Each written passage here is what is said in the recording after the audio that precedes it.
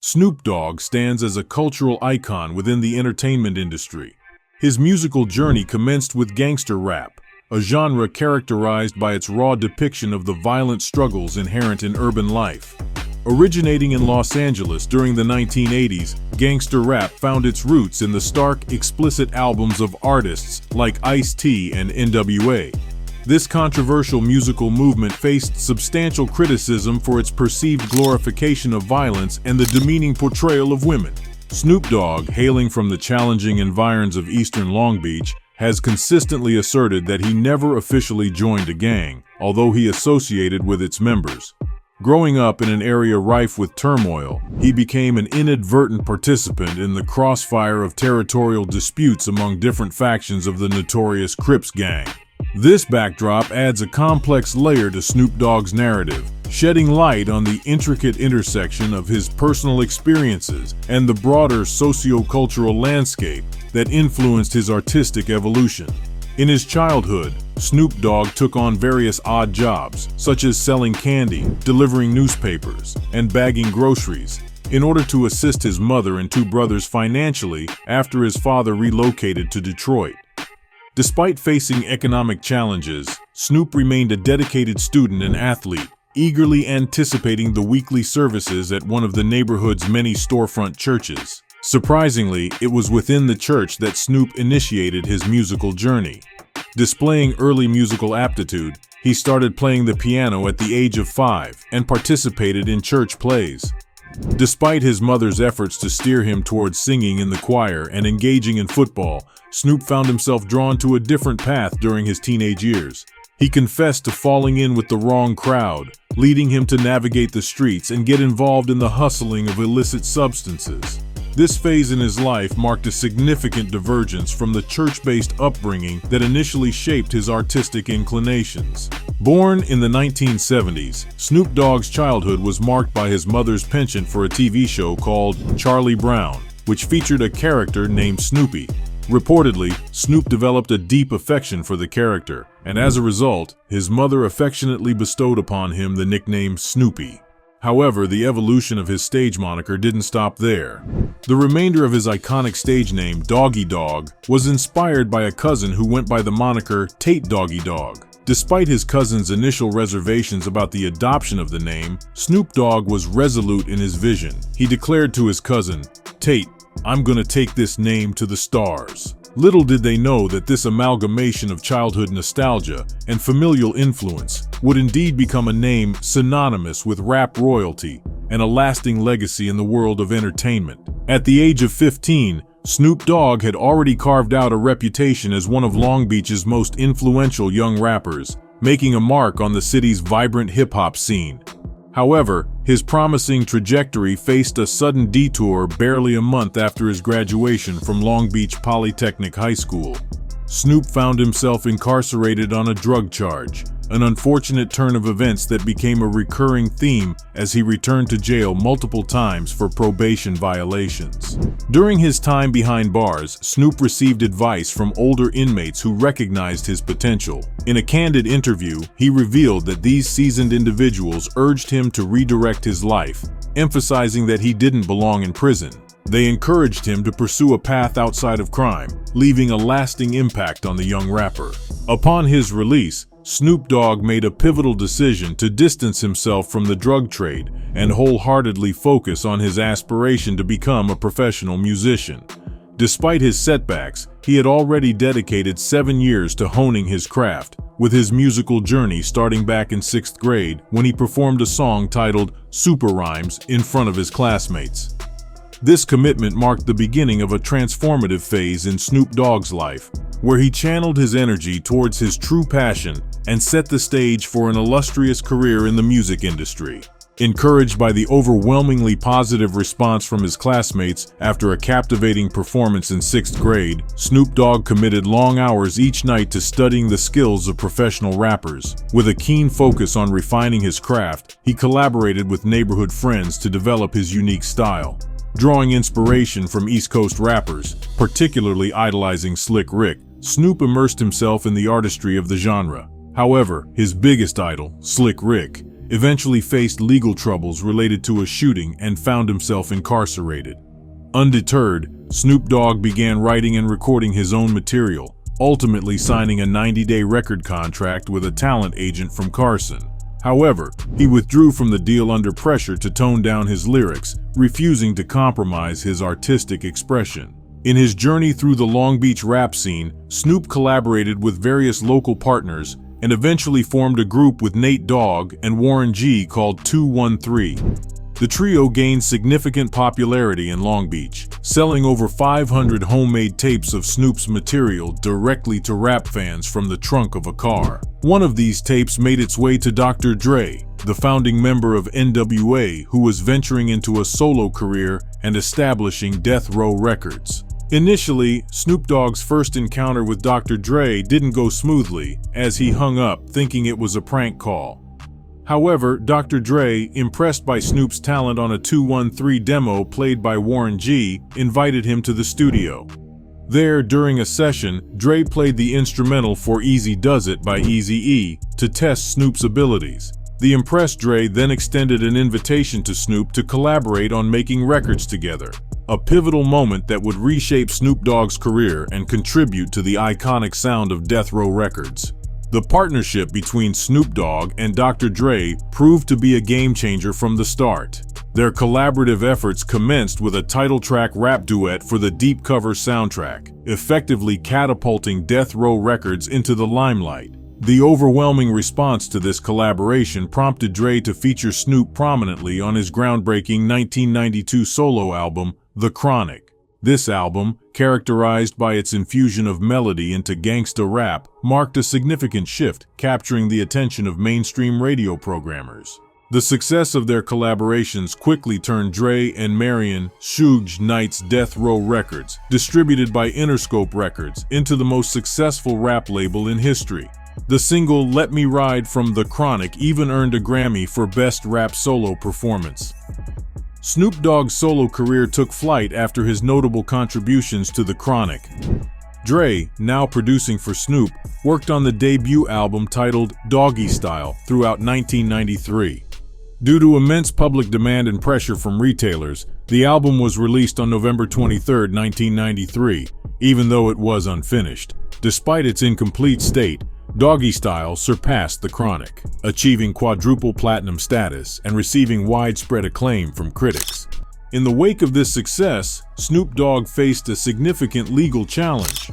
Shortly after the album's release, he was charged with murder, marking a turbulent period in his burgeoning solo career. On the day of the alleged murder, Snoop Dogg was reportedly seated in the driver's seat of his 1993 Jeep on August 25th. According to witnesses who spoke to the police, an argument erupted between Snoop's friend Sean Abrams and Philip Wolder Marion in a park located in the Palms area of West Los Angeles, leading to a shooting incident. Sources suggest that this argument followed an earlier confrontation in front of Snoop Dogg's apartment that afternoon.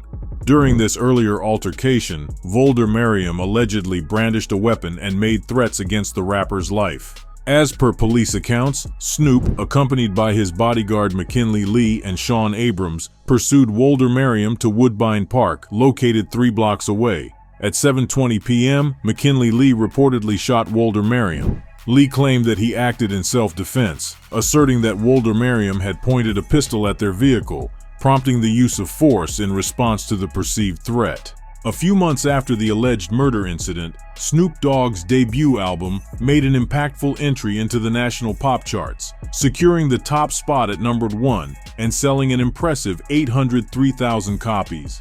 This achievement marked the third highest first-week sales for any album since SoundScan began monitoring record sales in 1991. While Snoop's earlier collaborations with Dr. Dre undoubtedly contributed to the anticipation surrounding his debut album, industry observers and critics speculated that the sales were also boosted by the notoriety surrounding the shooting incident. Coincidentally, the album even featured a track titled Murder Was the Case, further adding to the intrigue surrounding Snoop Dogg's public persona. In the midst of this success, a growing rivalry between Snoop Dogg and Tupac Shakur became apparent. A week after Tupac's release from prison, both Snoop and Tupac were scheduled to perform on the Roseanne Barr show. However, Snoop did not show up, leading to frustration on Tupac's part. The tension escalated, with Tupac expressing his discontent, stating, "He didn't come to the rehearsal." Despite the absence of Snoop, Tupac and Ice-T hosted the show and performed without him.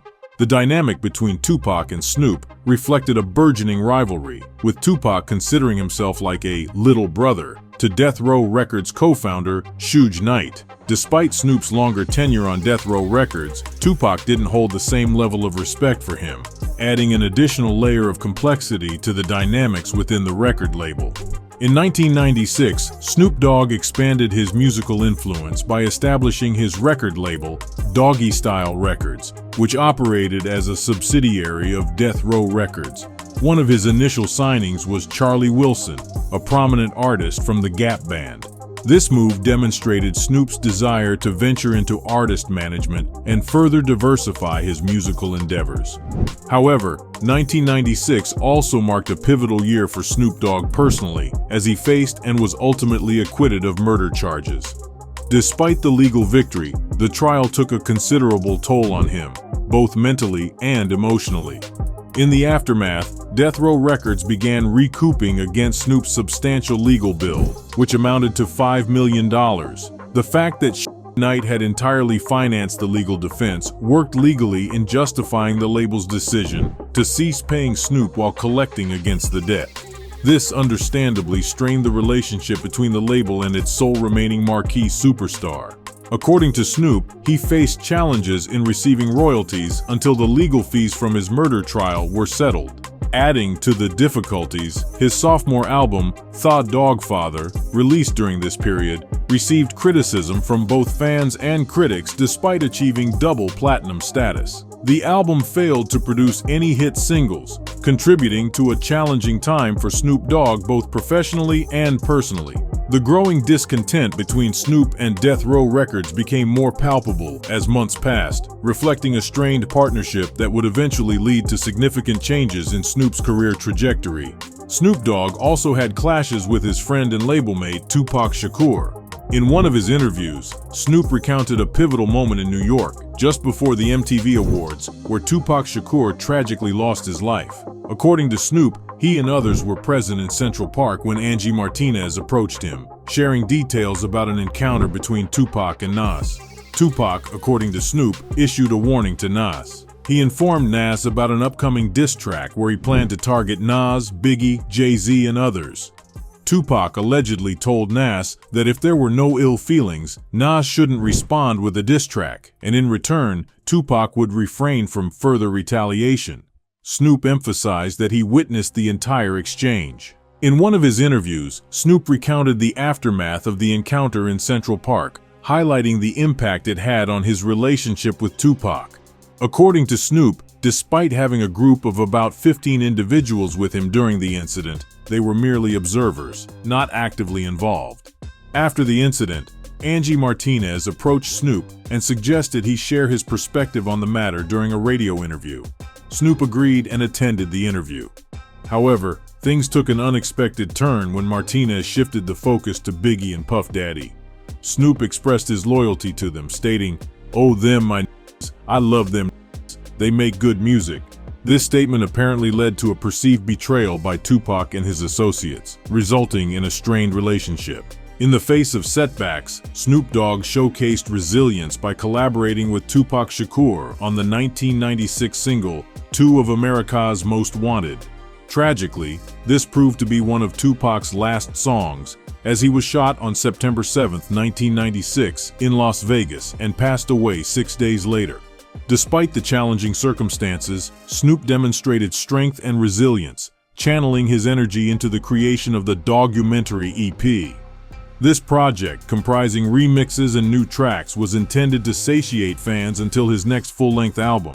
However, by October 1997, the Doggumentary EP faced delays and was eventually shelved by Deathrow Records. Instead, the label released the gang-related soundtrack, a double-disc album in which Snoop Dogg was featured on only one song.